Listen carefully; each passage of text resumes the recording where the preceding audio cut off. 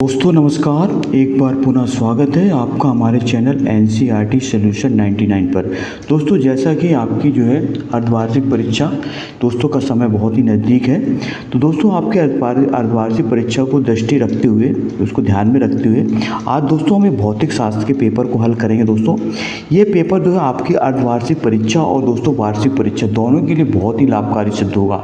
तो दोस्तों video start करने से पहले आपसे एक छोटा सा निवेदन है, अगर आप हमारे चैनल पर नए हैं तो दोस्तों आप हमारे चैनल को सब्सक्राइब कर लें, क्योंकि आपका एक सब्सक्राइब दोस्तों हमें नया मोटिवेशन देता है।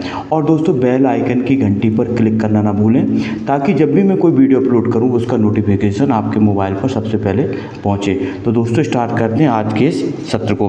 तो दोस्तों देखते हैं आज का पहला प्रश्न। दोस्तों आज का पहला प्रश्न देखते हैं क्या पूछा गया। तो दोस्तों पहला प्रश्न पूछा गया है दोस्तों सही विकल्प से संबंधित है। पहला प्रश्न जैसा कि आप जानते हैं प्रश्न क्रमांक 1 सही विकल्प से संबंधित रहता है। इसमें पूछा गया दोस्तों शक्ति का विमित सूत्र बताना। दोस्तों शक्ति मतलब पावर, शक्ति का दोस्तों शक्ति बराबर होता है कार्य बटे समय। इकाई समय में किसी मशीन द्वारा किए गए कार्य को दोस्तों शक्ति कहते हैं, इसे पी से प्रदर्शित करते हैं। तो दोस्तों 4 ऑप्शन दिए शक्ति की विमित सूत्र mL/t-2, mL²t-3, mL²t-2, m-1 L²t-2 तो दोस्तों इसका जो शक्ति का जो विमित सूत्र होता है वो होता है mL²t-3। इसका राइट आंसर दोस्तों है बी। इसके बाद दोस्तों दूसरा प्रश्न पूछा गया है निम्नलिखित में से कौन सी सदिश राशि है। दोस्तों 2 प्रकार की राशियाँ होती है, सदिश और अदिश। सदिश राशि वो होती हैं जिनमें परिमाण व दिशा दोनों होता है, जबकि अदिश राशि दोस्तों वो होती हैं जिनमें परिमाण तो होता है परंतु दिशा नहीं होती। दोस्तों तो सदिश राशि बतानी है, इसमें से कौन सी सदिश राशि, ताप, दाब, आवेग, ऊर्जा। तो दोस्तों इसमें जो सदिश राशि है दोस्तों वो है आवेश। आवेग दोस्तों इसमें सदिश राशि है, क्योंकि दोस्तों आवेग बराबर होता है बल गुणे समय। किसी वस्तु पर बल लगाकर बल और समयांतर के गुणनफल को दोस्तों आवेग कहा जाता है। आवेग दोस्तों सदिश राशि, इसको आप अच्छी तरह से याद रखिए। इसके बाद दोस्तों प्रश्न क्रमांक 3 देखते हैं। एक 100 वाट का बल्ब 10 घंटे में कितनी ऊर्जा की खपत करेगा। दोस्तों ऊर्जा निकालना है, तो दोस्तों इसका मान होता है दोस्तों 3.6 × 10⁶ जूल। इसका राइट आंसर दोस्तों होगा 3.6 × 10⁶ जूल। इसका दोस्तों व्यय ऊर्जा का मान होगा। इसके बाद दोस्तों प्रश्न क्रमांक 4 देखते हैं। केपलर की तृतीय नियम का सूत्र बताना क्या है। T⁻3 समानुपाती r², T⁻3 समानुपाती 1/r², T² समानुपाती r³, T² समानुपाती 1/r³। तो दोस्तों बताना केपलर के तृतीय नियम है ग्रहों की गति के संबंध में। उस दोस्तों केपलर का तृतीय नियम ये बताता है किसी ग्रह के परिक्रमण काल का वर्ग ग्रह की सूर्य से दूरी, तो दोस्तों ग्रह की जो सूर्य से दूरी होती है उसकी तृतीय घात के समानुपाती होता है। दोस्तों इसको समझ लेते हैं। जो परिक्रमण काल का जो वर्ग होता है दोस्तों T² बराबर होता है, ये समानुपाती होता है r³। दोस्तों T है परिक्रमण काल और R है ग्रह की सूर्य से दूरी। जो परिक्रमण काल का जो वर्ग होता है वो दूरी के जो है तृतीय घात के समानुपाती होता है। तो दोस्तों इसका जो राइट आंसर होगा वो होगा दोस्तों T² समानुपाती r³। इसके बाद दोस्तों आदर्श गैस के दाब का सूत्र बताना है। तो आदर्श गैस के दाब का सूत्र होता है दोस्तों P बराबर 1/3 mn/v²। इसको आप अच्छी तरह से याद रखें। P बराबर 1/3 mn/v²। m दोस्तों द्रव्यमान होता है, n है दोस्तों गैसों के अणुओं की संख्या और v² दोस्तों गैसों के वर्गमूल वेग। किसी तनित डोरी में अनुप्रस्थ तरंग की चाल का सूत्र बताना। दोस्तों तनी हुई डोरी में अनुप्रस्थ तरंग की चाल का सूत्र बताना है। तो दोस्तों किसी तनी हुई डोरी में जो अनुप्रस्थ तरंग की चाल का सूत्र होता है दोस्तों वो होता है v बराबर √T/μ। इसका राइट आंसर दोस्तों दिया है ये v बराबर a। इसका दोस्तों राइट आंसर है v = T/μ। दोस्तों T जो है होता है दोस्तों तनाव होता है डोरी का, और म्यू होती है दोस्तों जो है डोरी की आवृत्ति। इसका राइट आंसर दोस्तों ये है। इसके बाद दोस्तों प्रश्न क्रमांक 2 देखते हैं। प्रश्न क्रमांक 2 दोस्तों संबंधित है आपका रिक्त स्थान की पूर्ति से संबंधित। दोस्तों ये सभी प्रश्न बहुत ही महत्वपूर्ण हैं, और दोस्तों ये प्रश्न जो है इसमें दोस्तों 60 से 70% प्रश्न जो है आपकी परीक्षाओं में रिपीट होते हैं। आप इन प्रश्नों को तैयार करते हैं दोस्तों, तो आप अगर 2 या 3 साल के पेपरों को तैयार कर लेते हैं तो 60 से 70% आपकी दोस्तों कोई नहीं रोक सकता, आसानी से आप बना सकते हैं। इसके बाद दोस्तों रिक्त स्थान की पूर्ति करना। वेग समय आरेख के अंतर्गत आने वाला क्षेत्रफल वस्तु का दोस्तों बताना क्या व्यक्त करता है। दोस्तों वस्तु का विस्थापन व्यक्त करता है। इसका राइट आंसर दोस्तों विस्थापन। इसके बाद दोस्तों प्रक्षेप का पथ दोस्तों पता है आपको परवलयाकार होता है। परवलयाकार। प्रक्षेप का पथ कैसा होता है दोस्तों? परवलयाकार होता है। वह घर्षण जो दो संपर्क पृष्ठों के बीच आपेक्षिक गति का विरोध करता है उसको कहते हैं दोस्तों गतिक घर्षण। इसको आप याद रखें। कौन सा घर्षण कहलाता है? गतिक घर्षण कहलाता है दोस्तों। किसी दृढ़ पिंड को खालिस्तान की अवस्था में तब कहा जाएगा जब इसके रेखीय संवेग और कोणीय संवेग दोनों का मान समय के साथ ना बदलता हो। तो दोस्तों इसका जो राइट आंसर होगा वो होगा दोस्तों, किसी दृढ़ पिंड को की अवस्था में तब कहा जाएगा, तो दोस्तों इसकी होगी यांत्रिक अवस्था। कौन सी अवस्था होगी? यांत्रिक अवस्था। इसके बाद दोस्तों संवेग और कोणीय संवेग दोनों का मान समय। इसके बाद है खालिस्तान पर गुरुत्वीय त्वरण का मान सर्वाधिक होता है। तो दोस्तों गुरुत्वीय त्वरण का जो सर्वाधिक मान होता है दोस्तों वो होता है ध्रुवों पर। इसको आप अच्छी तरह से याद रखें, अक्सर ही पूछा जाता है। प्रतिबल तथा विकृति के अनुपात को क्या कहते हैं? तो दोस्तों प्रतिबल तथा विकृति के अनुपात को कहते हैं प्रत्यास्थता गुणांक। इसको आप अच्छी तरह से याद रखें। प्रतिबल और विकृति का जो रेशियो होता है दोस्तों, अनुपात होता है, वो प्रत्यास्थता गुणांक कहलाता है। इसका दोस्तों कभी कभी दोस्तों इसकी परिभाषा ही पूछ लेते हैं प्रत्यास्थता गुणांक की। तो आपको याद रखना दोस्तों, प्रतिबल और विकृति का अनुपात दोस्तों प्रत्यास्थता गुणांक कहलाता है। प्रत्यास्थता गुणांक बराबर होता है दोस्तों, प्रत्यास्थता गुणांक बराबर होता है प्रतिबल बटे विकृति, और दोस्तों विकृति कहलाती लंबाई में परिवर्तन। इसके बाद दोस्तों प्रश्न क्रमांक अगला देखते हैं। प्रश्न क्रमांक तीसरा दोस्तों है सही जोड़ी का मिलान करना है।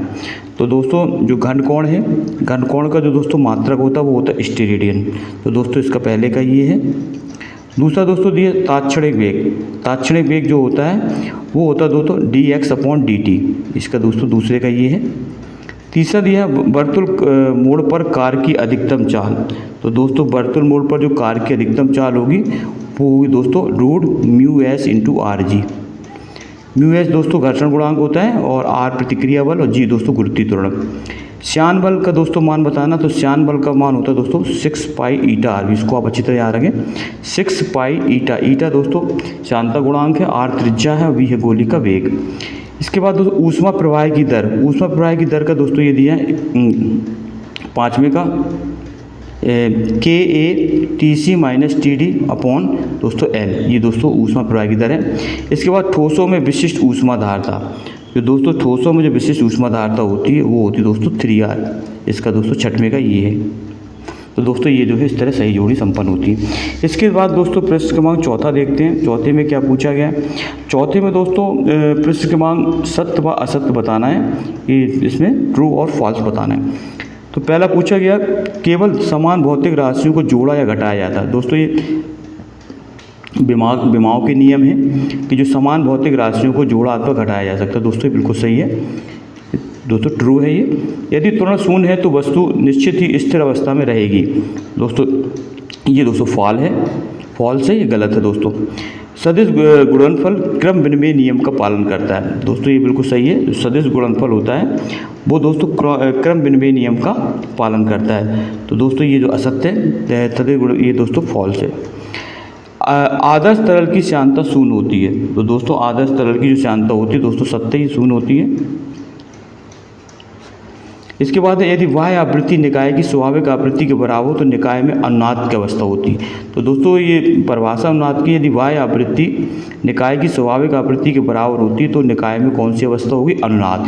ये दोस्तों अनुनाद की परिभाषा है, और दोस्तों ये बिल्कुल राइट है। इसके बाद दोस्तों एक वाक्य में उत्तर लिखना है। अवकेंद्र त्वरण की दिशा क्या होती है? दोस्तों अवकेंद्र त्वरण होता है जब कोई वस्तु एक समान वृत्तीय गति करती है दोस्तों, तो उसके केंद्र की ओर एक जो है त्वरण कार्य करता है। इस त्वरण को दोस्तों कहते हैं दोस्तों अवकेंद्र त्वरण। अवकेंद्र त्वरण दोस्तों सदैव केंद्र की ओर कार्य करता है। इसको आप अच्छी तरह से याद रखें। दोस्तों जब कोई वस्तु एक समान वृत्तीय गति करती है दोस्तों, जब कोई वस्तु एक समान वृत्ति करती है दोस्तों, तो ये केंद्र होता है। तो दोस्तों जब गति करती है तो ये जब यहाँ होगी वस्तु तो दोस्तों दिशा ये होगी, जब यहाँ वस्तु आएगी तो ये दिशा ये होगी। तो दोस्तों उसमें जब यहाँ वस्तु होगी तो दोस्तों केंद्र की ओर एक त्वरण कार्य करता है। इस त्वरण को दोस्तों कहते हैं अभिकेंद्र त्वरण। तो आपको याद रखना है जो अभिकेंद्र त्वरण होता है उसकी दिशा सदैव कहाँ होती है? केंद्र की ओर होती है। इसको आप अच्छी तरह से याद रखें। तो अभिकेंद्र त्वरण की दिशा दोस्तों कहाँ होती है? केंद्र की ओर होती है। इसका दोस्तों राइट आंसर है केंद्र की ओर। इसके बाद दोस्तों दूसरा प्रश्न पूछा गया है कि स्थैतिक घर्षण बल के अधिकतम मान का सूत्र लिखिए। दोस्तों स्थैतिक घर्षण बल का सूत्र लिखना है, तो इसका सूत्र होता है दोस्तों F(S) = μS/r। इसको आप याद रखें दोस्तों, ये स्थैतिक घर्षण मान का सूत्र है। शुद्ध स्थानांतरित गति क्या है? तो दोस्तों शुद्ध स्थानांतरित गति की परिभाषा लिखते हैं, जब किसी गतिमान पिंड के सभी बिंदु एक समान गति करते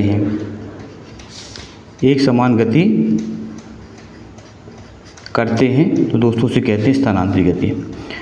उस लोलक की लंबाई बताइए जो हर सेकंड में बार बार टिक करता है। तो दोस्तों ये सेकंड लोलक है, और सेकंड लोलक की जो दोस्तों आवर्तकाल होता है 2 सेकंड होता है, और दोस्तों इसकी जो लंबाई होती है वो होती है 25 सेंटीमीटर। इसका राइट आंसर दोस्तों 25 सेंटीमीटर। तरंग के आवर्तकाल और कोणीय आवृत्ति ओमेगा में संबंध बताना है, तो इसका दोस्तों होता है ओमेगा बराबर 2π/T। दोस्तों इसका T है दोस्तों आवर्तकाल, ओमेगा दोस्तों कोणीय आवृत्ति। इसके बाद दोस्तों प्रश्न क्रमांक 6वां पूछा गया, किसी बहुमंजिला भवन, ये दोस्तों न्यूमेरिकल है। इसके बाद प्रश्न क्रमांक दोस्तों 7वां पूछा गया है, 7वें दोस्तों न्यूमेरिकल दिया है। 8वां दोस्तों इसमें ये भी न्यूमेरिकल है। 8वां दोस्तों संरक्षी बल है, और प्रत्यास्थ संघटन किसे कहते हैं, इनकी दोस्तों परिभाषा लिखना, संरक्षी बल और प्रत्यास्थ संघटन की परिभाषा। तो दोस्तों संरक्षी बल की परिभाषा ये होती है, इसको आप याद कर लें। संरक्षी बल क्या होता है? ऐसा बल जिसके द्वारा किसी वस्तु पर जो कि एक बिंदु से दूसरे बिंदु तक ले जाने में किया गया कार्य पथ पर निर्भर नहीं करता, केवल प्रारंभिक और अंतिम बिंदुओं पर निर्भर करता है। तो दोस्तों ये कहलाता है संरक्षी बल। प्रत्यास्थ संघट्ट किसे कहते हैं? प्रत्यास्थ संघट्ट दोस्तों ये कहलाता है 2 या 2 से अधिक वस्तुओं के बीच एक ऐसा संघट्ट होता है जिसमें गतिज ऊर्जा और संवेग दोनों संरक्षित रहते हैं, उसे प्रत्यास्थ संघट्ट कहते हैं। न्यूटन का जड़त्व गुण क्या है दोस्तों? किसी वस्तु के द्रव्यमान और घूर्णन अक्ष से दूरी के वर्ग के गुणनफल को दोस्तों जड़त्व गुण कहते हैं, इसे I से प्रदर्शित करते हैं। इसका सूत्र होता है दोस्तों I होता है mr²। इसको आप याद रखें, I होता है mr²। दोस्तों m दोस्तों द्रव्यमान होता है और r होता है दूरी, गुणा अक्ष दूरी। इसके बाद दोस्तों अगला क्वेश्चन है गुरुत्व केंद्र क्या है? तो दोस्तों गुरुत्व केंद्र कहलाता है, गुरुत्व केंद्र किसी वस्तु का वह बिंदु है जहां वस्तु का समस्त भार कार्य करता है। दोस्तों गुरुत्व केंद्र कहते हैं इसको। आप गुरुत्व केंद्र किसी वस्तु का वह बिंदु है जहां वस्तु का समस्त भार कार्य करता है। इसके बाद दोस्तों प्रश्न क्रमांक पूछा गया 10वां, न्यूटन का शीतलन नियम क्या है? तो दोस्तों न्यूटन का शीतलन नियम देखते हैं। शीतलन नियम यह है दोस्तों, किसी वस्तु के ऊष्मा हानि की दर उस वस्तु और उसके परिवेश के तापमान के अंतर के समानुपाती होती है। दोस्तों ये आपका नियम है न्यूटन का शीतलन नियम दोस्तों। प्रश्न क्रमांक 10वां। इसके बाद दोस्तों इसी का अथवा दिया स्टीफन बोल्ट्जमान का नियम बताइए। तो दोस्तों इसका दिया है, किसी आदर्श कृष्णिका द्वारा प्रति इकाई क्षेत्रफल प्रति इकाई समय में उत्सर्जित कुल विकिरण ऊर्जा उसके चतुर्थ घात के समानुपाती होती है। दोस्तों ऊर्जा एनर्जी E होती है और परमताप T होती है, T समानुपाती T⁴। अगर चतुर्थ घात की दोस्तों क्या होती है विकिरण ऊर्जा समान।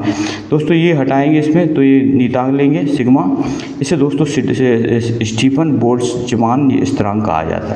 तो दोस्तों ये थे कुछ महत्वपूर्ण प्रश्न, आप इन प्रश्नों को नोट डाउन कर लें और इन प्रश्नों को बार बार अभ्यास करें ताकि आप दोस्तों परीक्षा में अच्छे से अच्छे मार्क्स लेकर उत्तीर्ण हो। तो दोस्तों आपसे पुनः एक आग्रह है कि अगर आप हमारे चैनल पर नए हैं तो आप हमारे चैनल को सब्सक्राइब कर दें और प्रश्नोत्तरी को दोस्तों लाइक और शेयर कर दें। दोस्तों आपका दिन शुभ हो। नेक्स्ट वीडियो में फिर मिलते हैं, तब तक के लिए दोस्तों जय हिंद, जय भारत, वंदे मातरम दोस्तों।